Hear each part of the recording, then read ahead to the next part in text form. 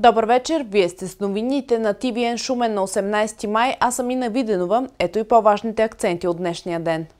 Тези демографски проблеми и тенденции са плашещи за България, но те са тенденции за цяла Европа.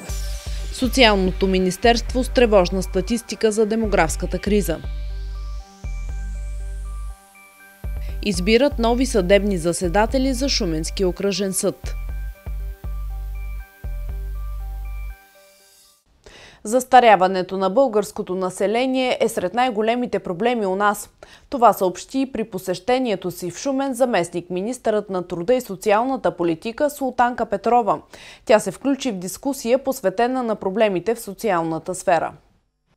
По думите на Султанка Петрова, освен застаряването, друг голям проблем е демографската криза. Но именно тези срещи, които правя в различните региони, имат една единствена цел и това е разработване на регионални демографски политики, за да се види на место какви са проблемите, инфраструктурата, икономиката, социалната политика, която трябва да се развиват в тези региони, структурата на населението. Друг тревожен факт е напускането на млади хора. Според статистиката, само за година населението в Шуменско е намаляло с 1200 души. Ние няма да ставаме по-млада нация, но трябва да предприемем изключително бързи мерки за това възрастните хора да живеят достойно и спокойно. И в Министерството на труда и социалната политика, заедно с моите колеги, сме поели ангажимента до края на тази година да разработим национална концепция за активен живот на възрастните хора. В Шумен Султанка Петрова се срещна с представителите на общините, териториалните структури на изпълнителната власт, синдикални организации и представители на неправителствените организации. Тези демографски проблеми и тенденции са плашещи за България, но те са тенденции за цяла Европа и за голяма част от света. Аз тук бих искала да кажа, което според мен е много важно. Единственото нещо, което нас ни различава от другите европейски страни, е това, че ние губиме много млади хора. Това е. Другите приемат тези млади хора, ние ги губим.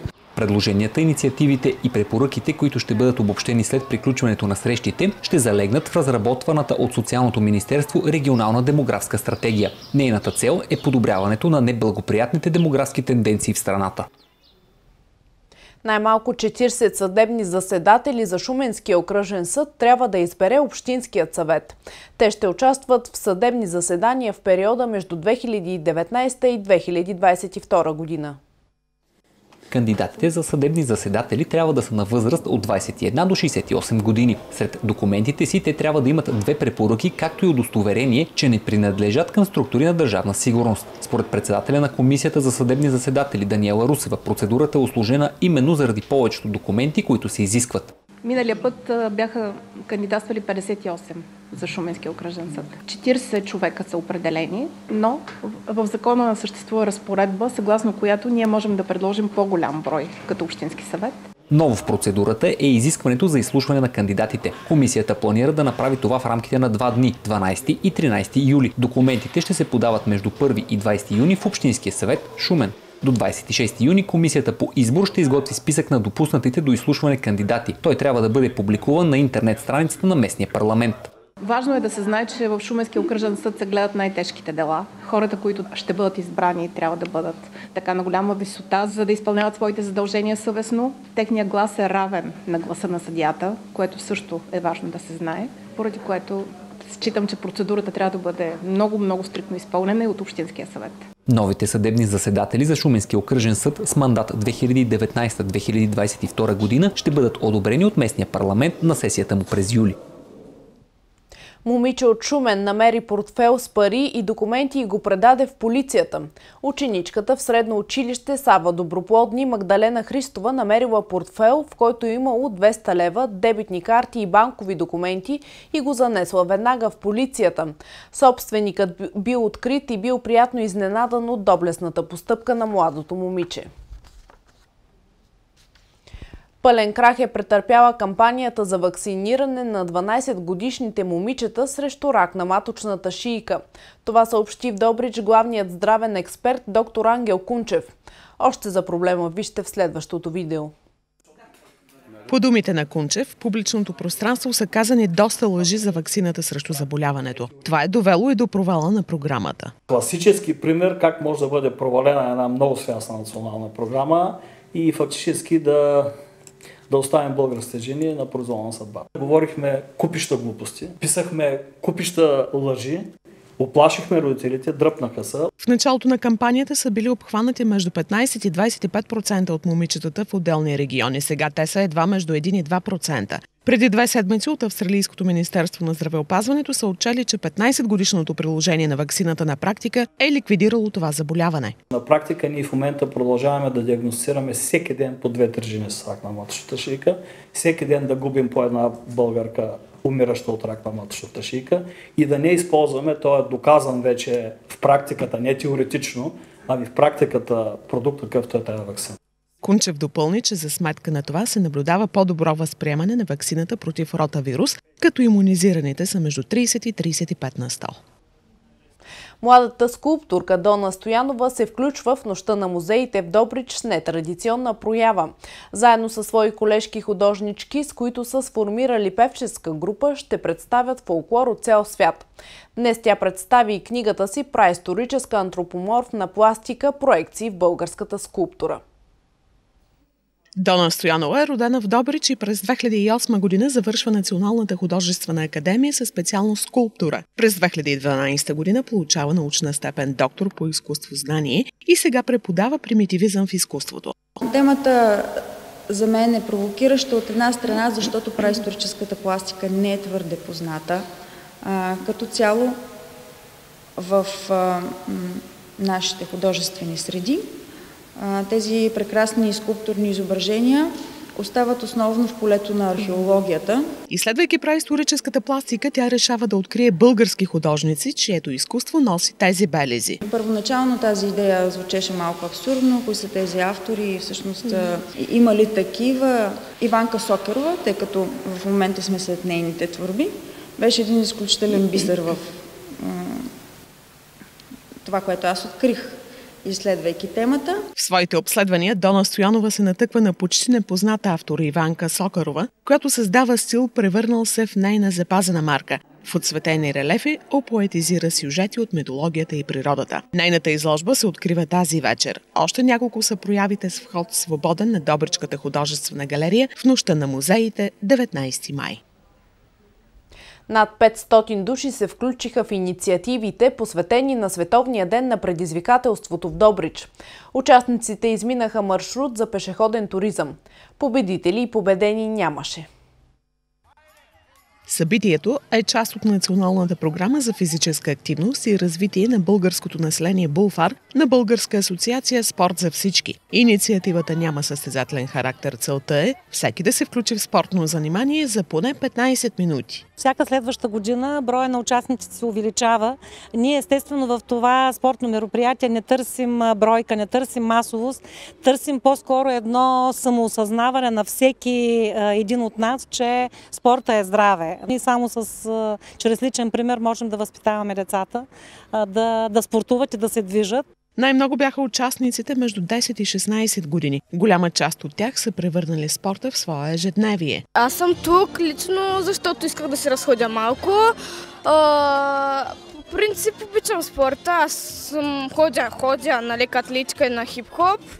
Това ме мотивира много всеки ден. Помага и за дисциплината, и за физическата форма на тялото, нали, за здравето. Много разтоварва също така, освен училище и всички извънкласни дейности. Това е много добър начин да се разтовариш психически и физически. Децата не скриха, че допълнителен стимул за тях е томболата с награди. Късметлиите получиха тениски, раници, топки, ракети за бадминтон, въженца за скачане и хилки за тенис. Розови пеликани гнездят и очакват поколение в резервата Сребърна. Това се случва за първи път от повече от 70 години насам. В същото време, гъдроглавите пеликани вече се радват на своето поколение, въпреки студените дни в началото на годината и нападението на дребни хищници. Очаква се тази година гнездовият период на пеликаните да продължи по-дълго от обичайното. Яйцата и излюпените малки птици в края на февруари, началото на март измръзнаха. Езерото също замръзна водната повърхност, което позволи на различни хищници да навлязат и те изядоха, предполагам, вече измръзналите яйца и малки птици. Месец по-късно последва още една студена вълна, която отново попречи на голяма част от птиците да създадат поколение. За наша радост с започването на сезона пеликанчетата вече мътиха поредното мътило и днеска на видеонаблюдението можем да предложим картина, на която малките пеликани започват да отрастват. Най-така едрите малки са вероятно от това поколение, което успяха да загнездят, така че това е, можем да кажем, за някои от птиците трети опит за гнездване, но поколението е единствено. Те отглеждат по едно поколение годишно. От години в Сребърна се наблюдава присъствие и на розови пеликани. Тази година няколко двойки са избрали резервата за свой дом. Тази година розовите пеликани са по-малко като численост в гнездовата колония, но забелязваме, че има гнезда, има яйца и очакваме да има и от тях поколение. Очаква се пеликаните да останат в Сребърна до средата на месец август, като достигнат нормалната численост на новото поколение – между 130 и 150 млади птици. Предотвратиха нов атентат във Франция, а катастрофа между ученически автобус и камион в САЩ взе 2 жертви. Междувременно Американския сенат одобри Джина Хаспъл за директор на ЦРУ, а продължаващата вулканична дейност на Хаваите предизвика поредна евакуация. Следват подробностите, събрани в хроника.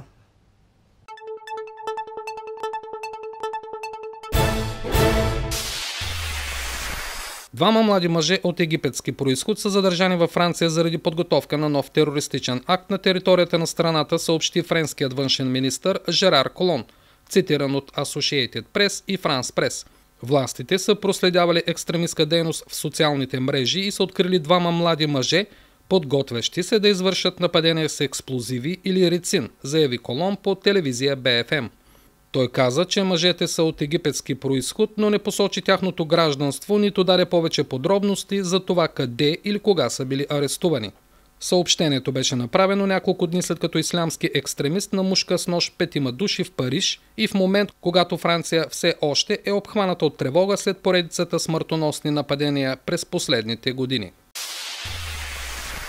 Двама души загинаха при ужасяваща катастрофа между училищен автобус и камион в източния американски щат Ню Джерси, съобщава CNN.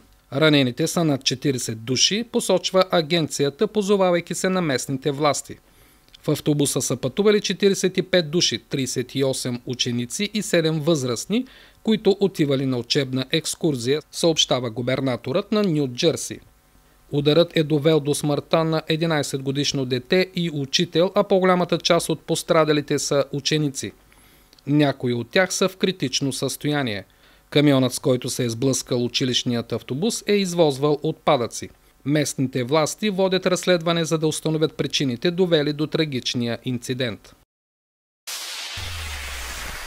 Сенатът на САЩ утвърди Джина Хаспъл за ръководител на ЦРУ, въпреки спорната й роля в програмите за изтезания след атентатите от 11 септември, съобщи France Press. Кандидатурата на 61-годишната Хаспъл бе подкрепена с 54 от 99 гласа в горната камара на Американския конгрес, включително 6 сенатори от опозиционната демократическа партия. Тя е първата жена, която застава начело на разузнавателната агенция. Тя заменя на директорския пост Майк Помпео, който стана държавен секретар и който според мнозина лично е препоръчал кандидатурата на Хаспъл. Номинацията й породи полемики, защото е ръководила през 2002 година таен затвор на ЦРУ в Тайланд, където предполагаеми членове на Ал-Кайда често са били изтезавани. Политически анализатори коментират, че издигането на жена за първи път на такава длъжност е политически плюс за Тръмп, който често е обвиняван в сексизъм. Това може също така да му донесе немалко женски гласове на междинните избори за Конгреса през ноември. Кратер, намиращ се в близост до хавайския вулкан Килауея, избухна, изстрелвайки в небето гъст облак от пепел. Това принуди властите на Хаваите да призоват живеещите в близост до вулкана да потърсят убежище. Според данни на обсерваторията за вулканична активност на Хавай, експлозията в кратера Халемао-Мао на вулкана Килауея е изхвърлила облак пепел на 9 км височина, който е отнесен на североизток. Обсерваторията призова хората, които се намират по пътя на облака, да потърсят убежище заради опасните изпарения на серен диоксид. Обявен е и червен код за авиацията. Въздушният трафик в опасния район е спрян. Това беше по-важното от Шумен и региона. Повече новини ще намерите на сайта ни TVN.BG. От мен Ина Виденова и екипа ни спокойна нощ.